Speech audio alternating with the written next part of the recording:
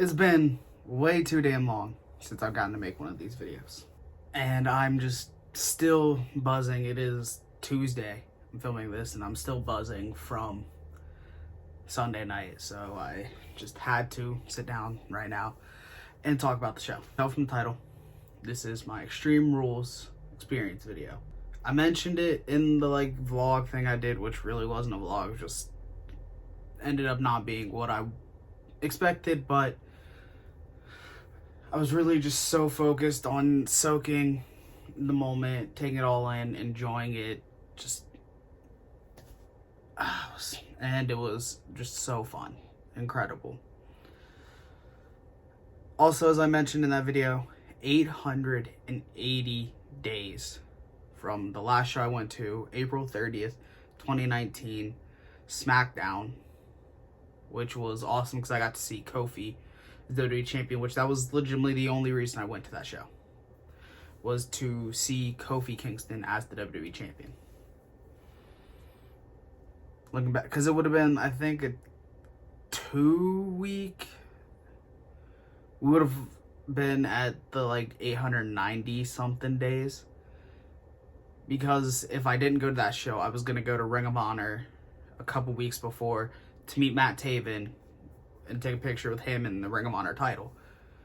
But I decided on WWE, decided on Kofi. The channel's original name was Kofi. This isn't a video about that, but whatever. So the gap ended up being 880 days. Which I said is the longest since, but it's the longest gap in between live shows since I started going to them. My first show was September 5th, 2011. It was Monday Night Raw. The next show I went to, I still don't remember the exact date. I'm pretty sure it was January 19th, 2014. It was a house show. It was on Martin Luther King weekend. But that was the longest gap by 867 days. So by just under 2 weeks, or just over, no. The gap is just under 2 weeks, those shows. 13 days separate those gaps. And this one, because of the pandemic, was longer. Finally got to break it, though, at Extreme Rules, and I could not be happier. Man, it was crazy, though. I've seen so many people talk about it on Twitter and stuff, so I wanted to get there early. And I got there about half hour before the doors opened, and the line was insane. I'm not good with estimating lengths of, spaces. But there's a pretty decently sized front area of Nationwide. And the line was completely from the door all the way, that front area. Then there's a sidewalk that goes down the side of Nationwide. And the sidewalks for the length of the damn arena.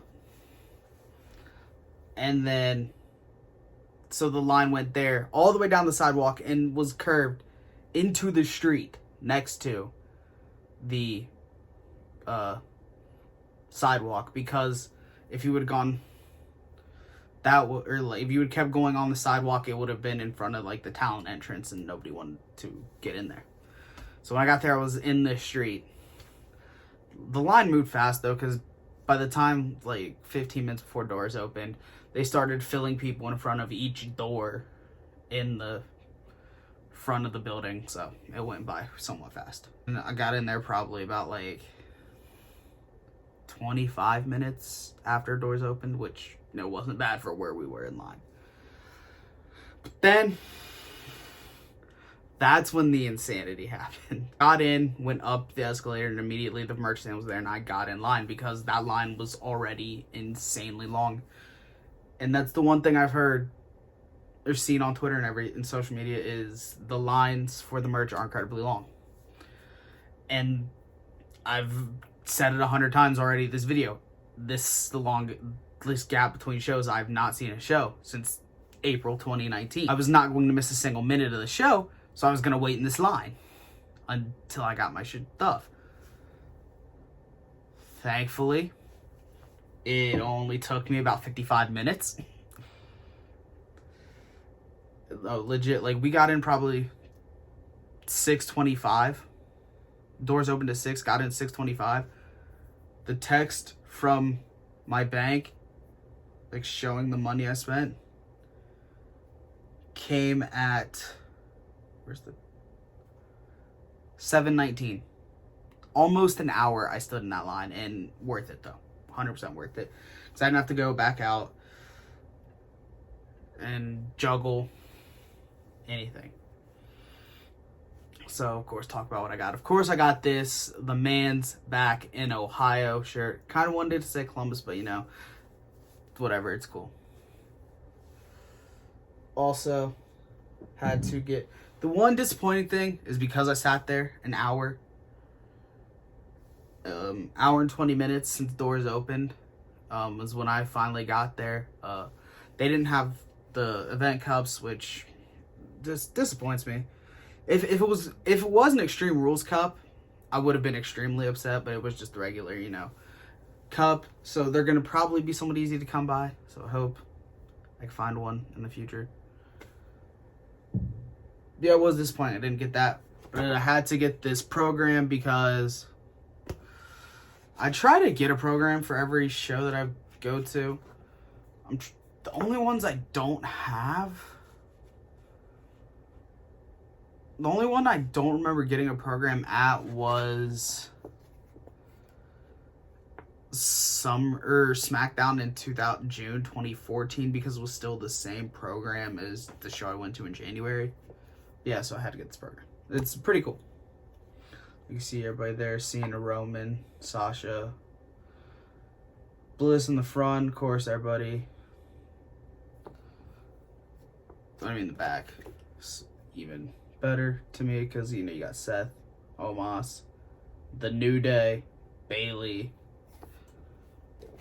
It's all pretty cool. Pictures are all cool. The only thing that, like, kind of bums me out is there's no announcers, because I would have loved to have seen, like, Pat in this program. But I still do love, though, seeing Adam Pearce in this. Never would have imagined Adam Pearce made WWE program, but the pandemic, some cool things that come out of the pandemic. Of course, I had to get the Extreme Rules event shirt. Now, I wasn't going to get this because it's on shop. I was going to wait until they ran like a deal. But this one, this does say I was there. I didn't know if they were going to or not. Saw somebody in front of me get it, and like the person told him that I was there, was on the back. So I was like, okay, I've got to get it then. Because I have my, like, 2015 I was there shirt. I have Mania 34. I have TakeOver New Orleans, so had to. Luckily, because I was expecting them to have, like, the typical, like, comes home tour shirt. They didn't, so it was $35 I didn't have to spend. But then, maybe my favorite wrestling shirt I own. Welcome to Columbus. It's so cool. The outline of the head is gray, and then, like, the end of the hair and the writing scarlet. So cool. I changed into this immediately when I got to my seat. I had regular Alexa Bliss shirt on, but then the minute I got that, I had to put it on. That's all I spent. Or all I got. Didn't spend too much, less than I thought I would. So that was a good thing. Looking back, probably should have bought another one of these just to keep, but, you know, hopefully someone throws it up on eBay at some point. Enough about that. The show itself, so from the moment Liv Morgan's music hit, just an incredible show. I don't care about the negativity I've seen online. Legit one of the most fun shows I've ever been to. It's too early to try and rank it amongst the shows I've been to. But walking out of that show, I truly believed believe, I still do, that it was in the top 3 shows I've been to live. Maybe top 4. Like, the only things I think that could top that were the first NXT show outside of Florida, WrestleMania 34, TakeOver New Orleans. Like, the only things that I think could match what my feeling after that. Liv Morgan's music hit. That was so cool. Just so happy for Liv. Feel like it's been such a long time coming for her to get this big push. And the fact that it's hopefully coming. I mean, she got one of 7 matches on this entire card. So it was cool. Of course, you can complain about it being on the pre-show, but it all, I think, worked out. And just the whole timing of everything, it worked best, because I don't know if you want to cut the 6-man off the show and just add it to the pre-show. I don't know.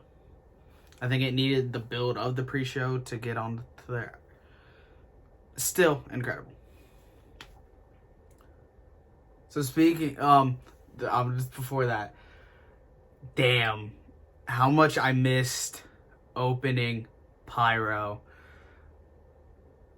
Because even, I knew it was coming at some point, but even knowing it, when it hit, it still, like, startled me, but it was so cool. Because, like, I'd have it in the vlog. I don't think I'm going to put the video up here, but I was very close. Like, I was the first section of the lower bowl. So the pyro and all that was, like, right in front of me. Well, not right in front of me, but very close. And so, but just the boom and oh my, but it felt so good hearing that. 6-man tag, I really enjoyed it. Thought it was great. It was awesome to see the New Day at it. The first time I've ever seen the New Day in a 6-man tag. So really cool to me. Like I mentioned, the last show I went to, Kofi was WWE champion. So getting to see Big E as the WWE champion just brings me so much joy. I'm kind of sad I didn't get to see Bobby as WWE champion. I'm also kind of sad that Bobby versus Orton didn't end up happening here, because my brother's favorite wrestler is Randy Orton. He went with me, so it would have been cool for him to see that. A bit bummer, though, that Randy wasn't there. But New Day, so cool. Bobby Lashley might be the most, I don't even know what the word is. Like, yes, Brock Lesnar is the alpha male of our species, but Bobby Lashley is just different.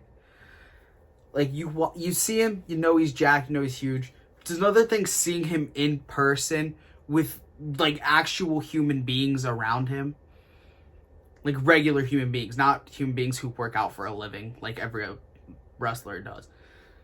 There's, like, regular human beings, seeing them to compare. He is insanely jacked. And then, of course, again, another situation like that. Not, like, insanely jacked, but just insanely huge. Omos. And AJ Styles. I've seen, this is my second, or no, Ring of Honor, WrestleMania. 3 AJ Styles, this was my 4th AJ Styles match live. Can't get enough. Dude's one of the greatest to ever do it. Will go down as that. And just so good. Dude worked everybody in that arena, because the way he was selling, people legitimately thought he was hurt.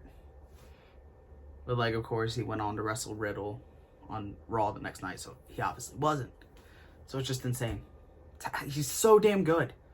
This match was really fun, a great opener. And the New Day getting the win is just perfect. Looking at the card, I think they structured it perfectly, and I don't think anything else would have been a better open. Because you hear Big E get that oh, it's just so it felt so good to hear. And then, but it was still weird though, because, like, it's usually world famous 11-time champs.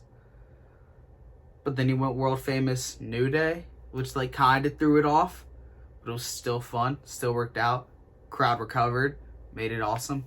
Then the Usos and Street Profits. This is my first time seeing the Street Profits live, which made me so excited because I love them. Especially Dawkins loving Ohio State, getting to show up in Columbus. Huge home state. So happy for him. Ford is chugging on an incredible run, and I cannot wait to see where he goes with it.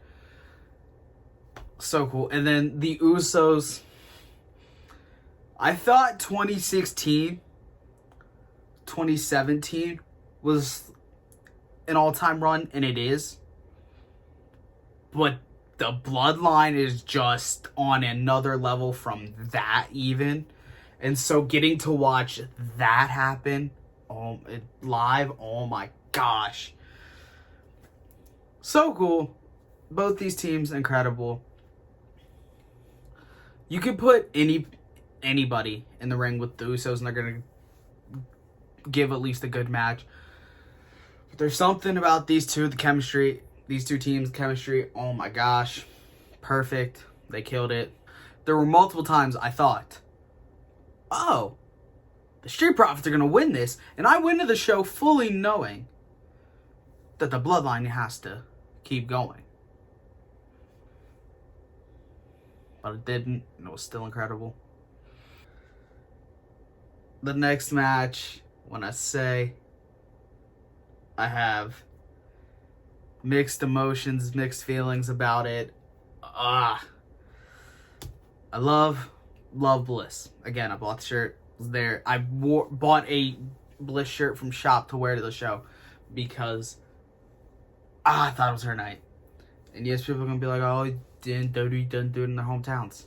Of course, but there are pure moments when they do, and I legitimately thought this was one. Thought this was Bliss, but removing myself from the fan, like just Columbus and all that, it's the right thing because Charlotte, like, what she wanted, Charlotte wanted Money in the Bank just to lose it, then to win it again, it would have been too much, and people already complain about Charlotte just winning titles to boost the number. It would have just been more of that and more complaining, so I get it, and I'm excited to see where this goes with her. But the match itself, very, very fun, good.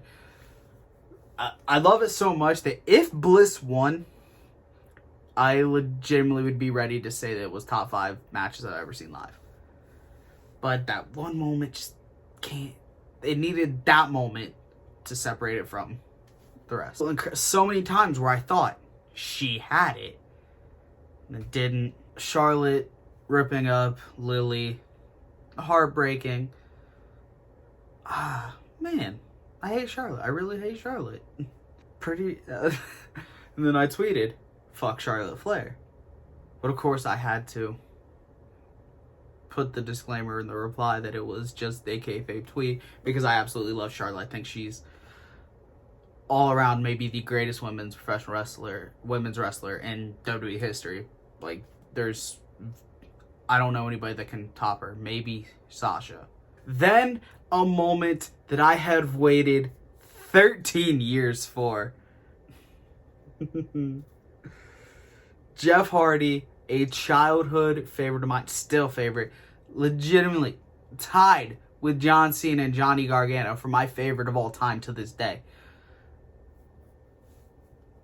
Just so much I love Jeff Hardy. I've seen him wrestle live once when he returned the night after Mania 34, which is so cool. But he was still using the Hardy Boys theme. So when I got to see Jeff Hardy come out to No More Words, I had genuine tears in my eyes. Just so many emotions. And just he was, oh my gosh. Because like back 2008, when I was 8 years old, I never thought like I'd get to see wrestling show live. And then by the time I started going to shows live, he was out of the company. And TNA Impact never ran Columbus. So it was just, I never got to see it. But then I got to see his return in 2018, which is very special to me because in the Hardy Boys 24 and even the video packages back 2020, they show me marking out for his return. So like that's always been so special. That moment, of course, but then this one's also special in its own right because it's the theme. Like anybody who was watching in 2008, 2009 knows that theme just helped propel him to the level of over Cena even. Like it's a meme on Twitter, but it's also factual. When people talk about Jeff Hardy was more popular than Barack Obama in 2008, like that's just, he was the guy everywhere. And so finally getting to see him with that theme, amazing. Sheamus, I'll forever love, just like I'm a ginger. So when Sheamus debuted, as much as I wanted to hate him as a heel, I love him. And so getting to see him live again, always great. And then Damian Priest has been on the run of a lifetime. I'm loving every minute of it. So happy for him. Just because I'm gonna be real with y'all. Punishment Martinez was not somebody I absolutely loved. I was indifferent on him in Ring of Honor. So much so that when NXT came to Columbus in 2019, I went and he came out instead of Riddle, I was disappointed. But now, his NXT run really turned me around on that. His main roster run has even, like, put him into one of my favorites. So it was awesome to see. Again, I thought Jeff, it was another instance where I thought my favorite was gonna get something and then no. But I wasn't like disappointed. I hate the heels. Like, okay, I'm happy Damian Priest won it, retained. Still cool. And then the dual main events. Holy cow. I guess Bianca, Becky, this is where I can talk about. I genuinely feel this is the best crowd I've ever been part of. Like, there's something special about that first NXT Columbus show, the first show outside of Florida. Something very special about that one. And then also TakeOver New Orleans, also something very special. But there was just something incredibly different about this one. Like, the TakeOver, I feel like the peaks kind of matched the peaks of this crowd. But the consistency of this Extreme Rules. Because I think just everyone's so happy to be live wrestling again. Everyone's just so excited to watch everything. And also, as much as I will talk down about the company, AEW has done a lot to get the annoying assholes who hate watched away from shows. Like, they'll still hate watch and they'll still bitch on Twitter, but they're not spending their money to go to shows. At least not in the ways that they used to and want to take over, which I'm very thankful for. So it was just a fun crowd the entire night because, like, a lot of the shows I've been to 24 shows, and I'm pretty sure at least 17 are in Columbus. So I've always felt like the crowd just wasn't always the best but here delivered, and I'm thankful for it. And I bring it up now because the dueling "Let's Go Becky" EST chants were incredible. And despite me wearing this shirt, I was part of the EST chants. When I go to shows, I love to just lose my mind and enjoy what WWE does.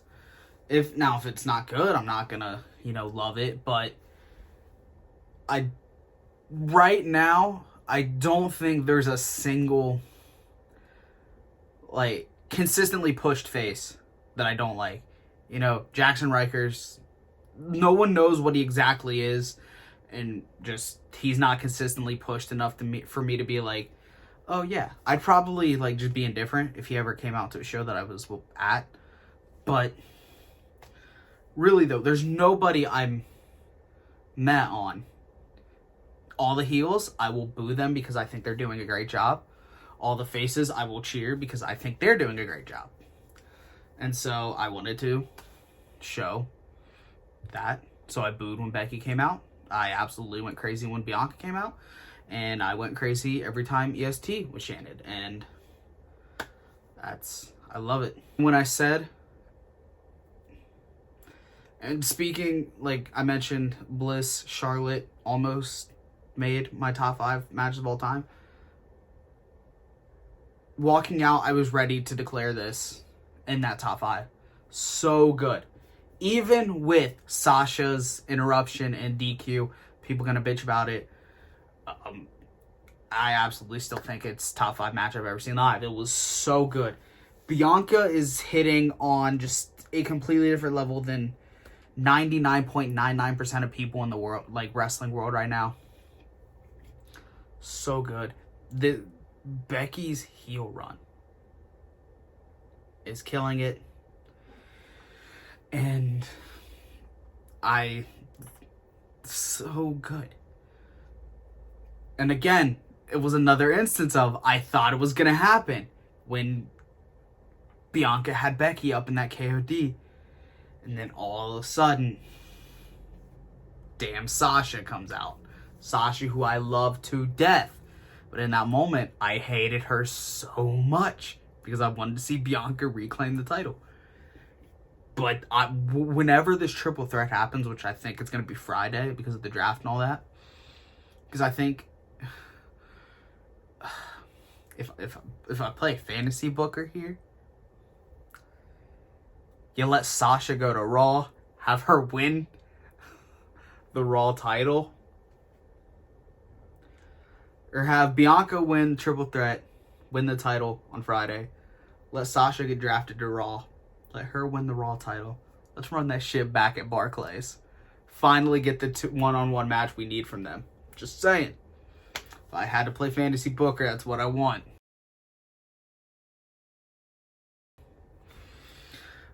But for real, if it is this Friday, I will be watching so intently, and I can't wait.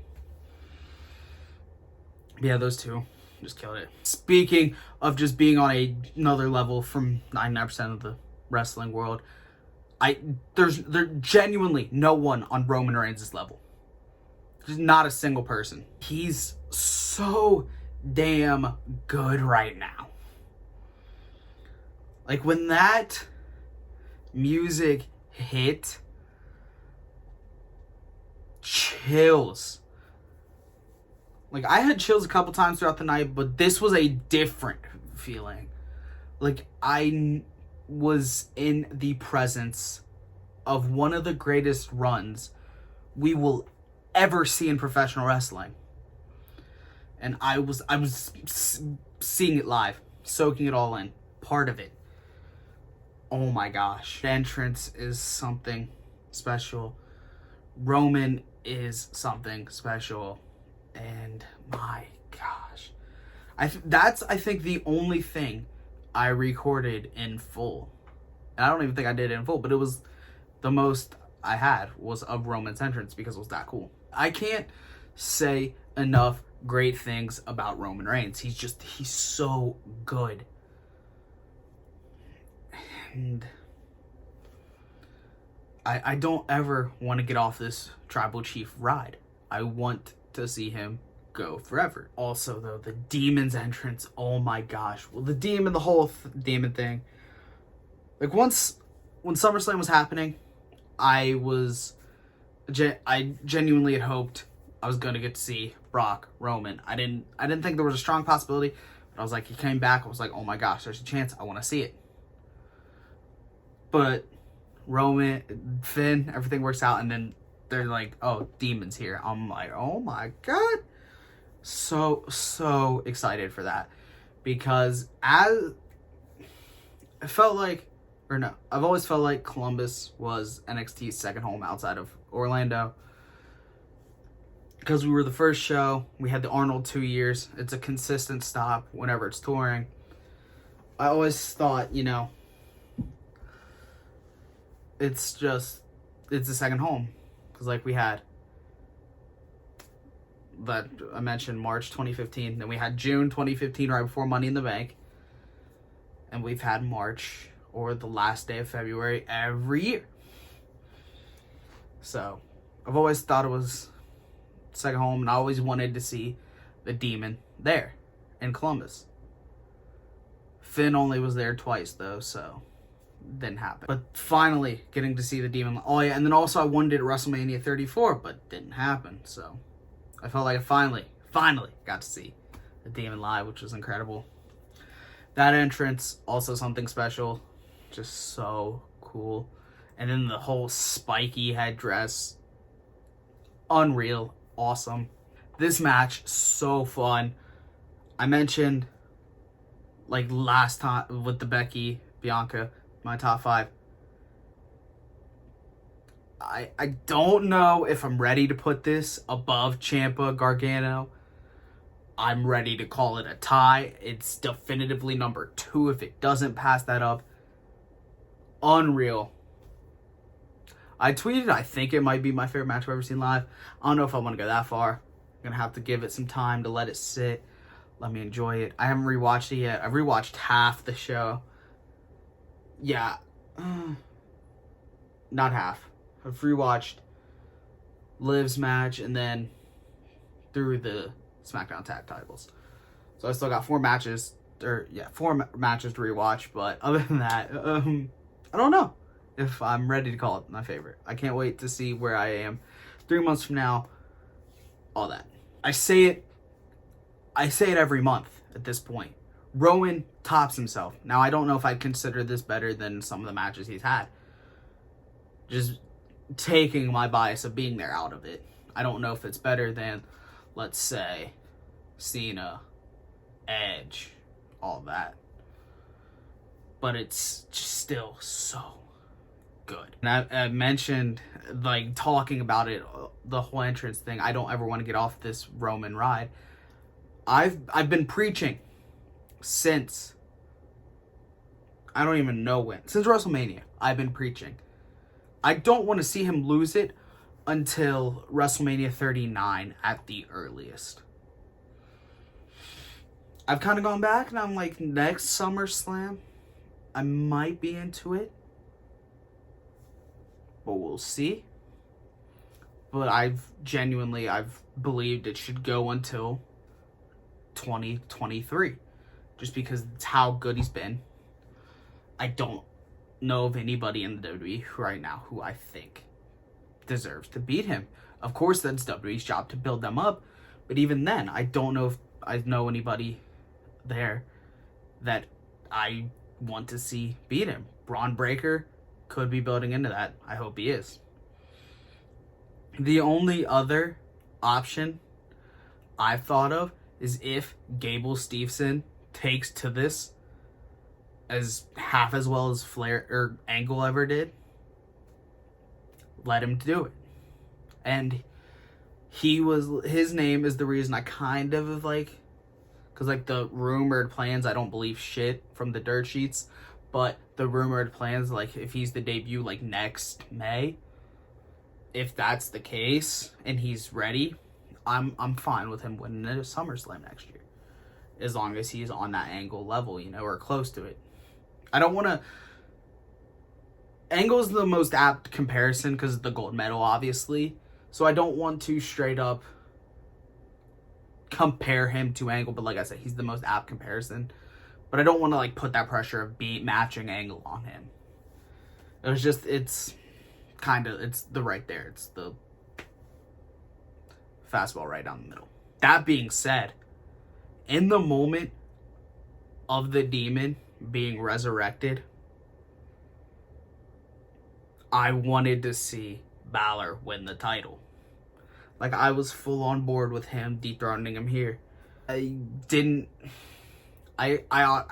expected it to happen. I thought the moment he went up on that rope, I was like, oh my God, he's going to do it. I was like, Columbus is going to get the end of Roman Reigns' WWE Universal Championship reign. Then it snapped, and it didn't. I know the discourse online is a lot of bitching, a lot of they ruined the Fiend, blah, blah, blah. One, the Fiend probably could have been retired. I thought Finn did a great job retiring him in NXT. That's promo perfection. We'll bring him back for this. I loved it. If this is retirement for the Demon, I feel like I've said Fiend a couple times. I don't know. I'm staring at a Fiend figure, and that's why if I have said it, that's why I've corrected myself a couple times. But yeah, if the Demon is to retire that way, I'm fine with it. If it doesn't, I'm fine with him trying other times. I don't know what's gonna go with it. I can't wait to see. It's gonna be cool. Overall, though, just seriously, the greatest day I've had since the pandemic started. Just overall, like, as I mentioned in the vlog, the Bengals won. My fantasy team won as I was standing in line for the merch stand. Like, the 4:30 games ended, and I clinched my fantasy win that time. And then that show, just so good. Then I got home in time to watch Aaron Rodgers do Aaron Rodgers things. Seriously, an incredible day. And I can't wait till they come back. I don't know when it's going to be. They didn't announce, and I don't, you know what? I'm here to enjoy what they do on TV until they announce that they're coming back. Can't wait till it is. The incredible top 3 event I've ever been, top 4 event I've ever been to. Realistically, it's top 3 though. Thank y'all for watching this, because I mainly just, like, I did this to myself to have my couple day after feeling. But, you know, people watch it. I thank y'all. And I don't know when I'm gonna do another video, but it'll be sometime.